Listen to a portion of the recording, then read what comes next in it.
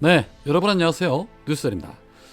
윤석열이 이동관의 후임으로 본인의 선배이자 특수통 출신인 김홍일 국민권익위원장을 지명한 데 대해서 곳곳에서 비판의 목소리가 들불처럼 일고 있습니다.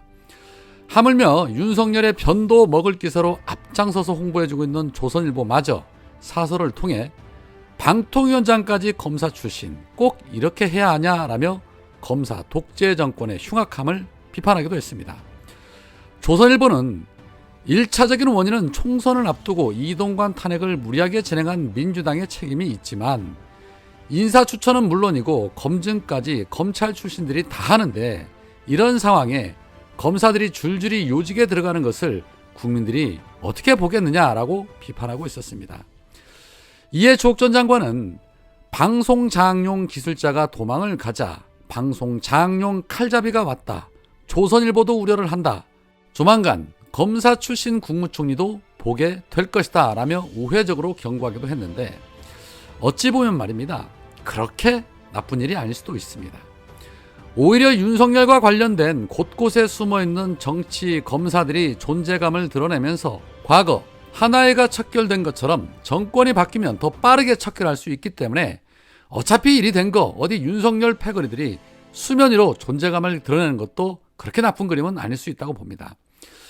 정치 검사들이 곳곳에서 정상적인 업무를 본다고 생각하는 국민들 사실 많지 않을 겁니다. 윤석열이 검사들을 주요 요직에 앉히는 이유, 그들만의 그런 것들이 있지 않습니까? 지금은 권력 맛에 취해 지들 멋대로 하지만 심판의 그날이 오는 순간 그 정치 검사들 중에는 피의자와 수감자로 심판을 받게 될 인물들이 다수일 것입니다. 기대하고 있습니다. 자, 한편 이재명 대표와 민주당을 향해 날이 갈수록 비판의 목소리를 높이고 있는 이낙연, 조만간 신당을 창당할 것 같습니다. 이낙연은 오늘 YTN에 출연을 해서 양당의 폭주에 대한민국을 맡기다가는 크게 낭패를 당할 수도 있다. 마냥 시간을 끌고 연기를 피울 수 없다라고 말해서 조만간 창당과 관련한 결단을 내릴 가능성을 암시했습니다. 그러면서 민주당을 향해 이제 뭘 할 수 있겠냐, 별기대 안 한다 라고 비판했습니다. 이낙연이 신당 창당을 할지 안 할지는 최종적으로 이재명 대표와의 회동 이후에 결정이 될 수도 있고 또는 회동이 이루어지지 않는다라면 머지않은 시점에 이루어질 것으로 예상이 되는데 그래서일까요? 오늘 민주당은 당헌 개정과 공천심사에 관한 개정 문제에 대해 중앙위를 소집하고 표결 절차에 돌입을 했습니다. 아마 지켜보신 분들 많으실 겁니다. 주요 쟁점은 두 가지입니다. 대의원제 등가성에 대해서 기존의 60대 1 비율을 20대 1 이하 비율로 개정하는 문제, 그리고 공천심사를 강화하는 부분입니다. 그런데 이 표결 찬성에 앞서 찬반 토론이 이어졌는데 오늘 비명계들이 아주 그냥 작심을 하고 토론에 나섰습니다. 이낙연의 여파였을까요? 박용진을 필두로 해서 이원욱, 설훈, 윤영찬, 전해철 그리고 홍영표까지 대의원제 개정에 반대하며 기득권을 유지해야 한다는 주장을 강하게 어필을 했고 특히 홍영표는 이재명 대표의 면전 앞에서 불체포 특권 포기는 하지 않으면서 왜 이런 혁신안에 대해서만 개정을 하느냐라며 불만 섞인 목소리를 높였습니다. 그러면서 덧붙인 말은 본인은 이준석을 주목하고 있는데 아마 보수 세력의 다음 대권 주자는 이준석이 될 것이다.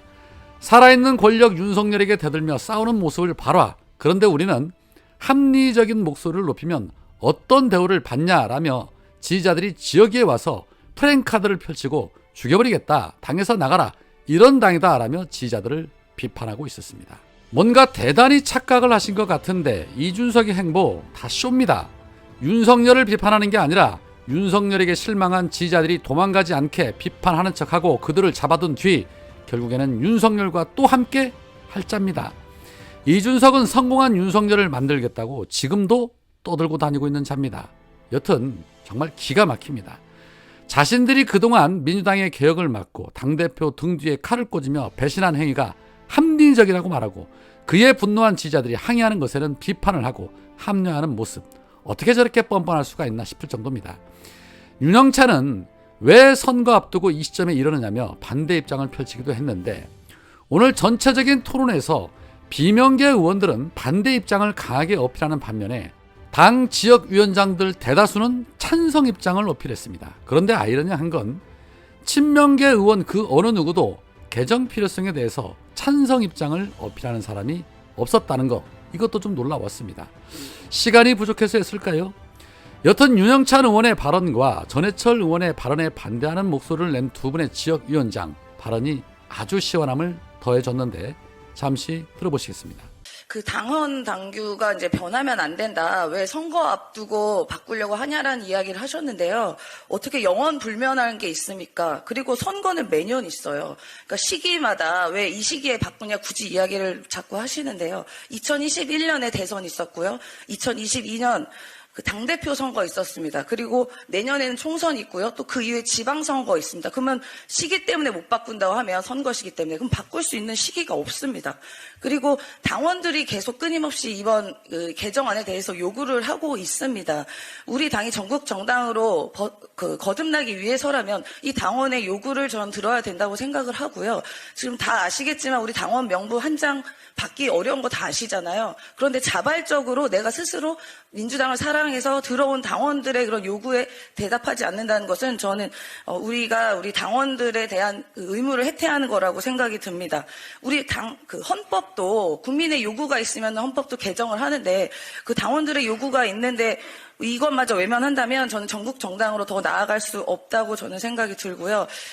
그 존경하는 박영진 의원님께서 선거 때문에 뭐 약간 어떤 특정 집단 때문에 이게 바꾸는 거 아니냐라고 이야기를 하시면서 그 선거에 뭐 유리하게 뭐 이런 이야기를 하셨는데요.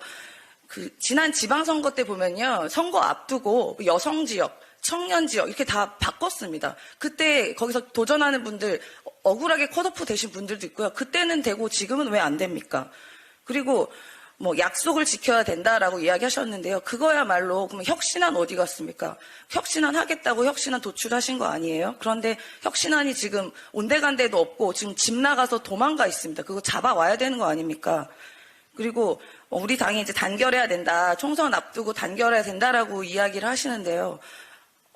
맞는 말씀이십니다. 단결해야 되는데 왜 자꾸 내부에서 이런 분란의 이야기가 나오면 그것도 언론에다가 당에 대한 여러 가지 아픈 지점에 대해서 혹은 당에 대한 비판의 얘기를 끊임없이 하며 어떻게 보면은 지도부, 민주적 절차로 뽑힌 지도부 아닙니까? 그런데 이 지도부에 대해서 끊임없이 비판하고 내려와라 하면 어떻게 앞으로 지도부가 민주적으로 꾸며질 수 있겠습니까?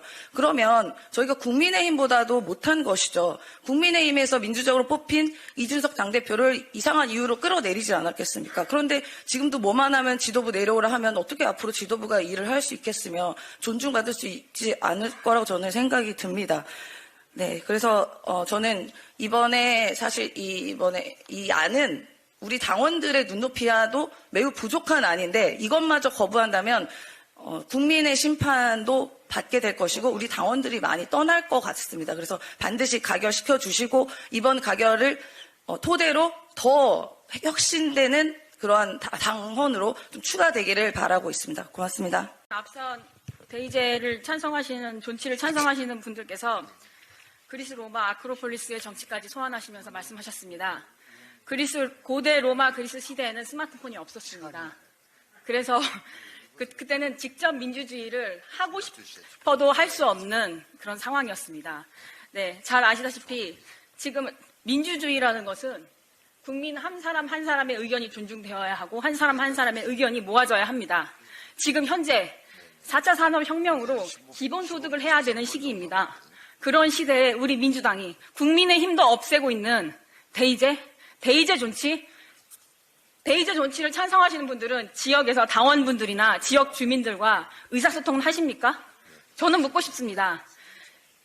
지금 현 안건도 앞서 말씀하신 분이 있으셨지만 이거보다 더 높은 수준의, 강도 높은 수준의 혁신과 개혁을 우리 국민들과 당원분들, 기존의 민주당 지지자분들은 원하고 계십니다. 이 두 개의 안건조차 통과시키지 못하면 동네에 가면 돌맞습니다. 네, 민주당이라고 제가 요즘에 파란색 잠바를 입고 다니는데 이 잠바 못 입고 다닙니다.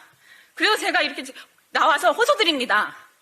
반드시 우리 이 안건은 우리가 가결시켜야 하는 안건입니다. 앞에서 전해철 의원님 시스템 공천 말씀하셨습니다. 제가 정치 신인으로서 이제 지역에 나와서 파란색 잠바를 입고 골목골목을 누비고 돌아다니고 있습니다. 현역 국회의원님이 계십니다. 우리 민주당의 의원님이십니다. 시스템 공천이요? 투명해야죠. 그리고 누구나 정치 신인이 나와서 정치를 할 수 있고 노력하면 당선될 가능성이 있어야 합니다. 맞지 않습니까? 네. 그런데 무기가 대등하지 않습니다. 기울어진 운동장입니다. 현역 국회의원께서는 의정보고 활동이며 현수막 계시며 마음대로 마음껏 하십니다.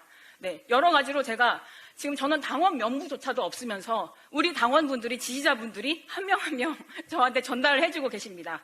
네, 대의원님들도, 지역의 대의원님들도 대의원제 폐지를 강하게 요구하십니다. 그런 것을 왜 도대체 우리가 해야 하는지 모르겠습니다. 중앙위원님들, 네, 혁신에 동참하고 우리가 개혁의 의지를 반드시 확실하게 보여줘서 우리 민주당이 적극 지지받고, 네, 국민들의 성원을 받고 응원을 받고 총선에서 대승하는 민주당이 되어 정권을 반드시 탈취해서, 네. 탈취요. 죄송합니다. 탈취는, 네, 죄송합니다. 네, 흥분해서, 네. 그리고 우리 민주당은 당원에 관한 얘기 있습니다. 민주당은 정치적 결사체입니다. 우리는 사법부가 아닙니다. 여기서. 마무리 부탁드립니다. 네. 그래서, 네, 반드시 가결표를 던져주시기 바랍니다. 네, 이상입니다.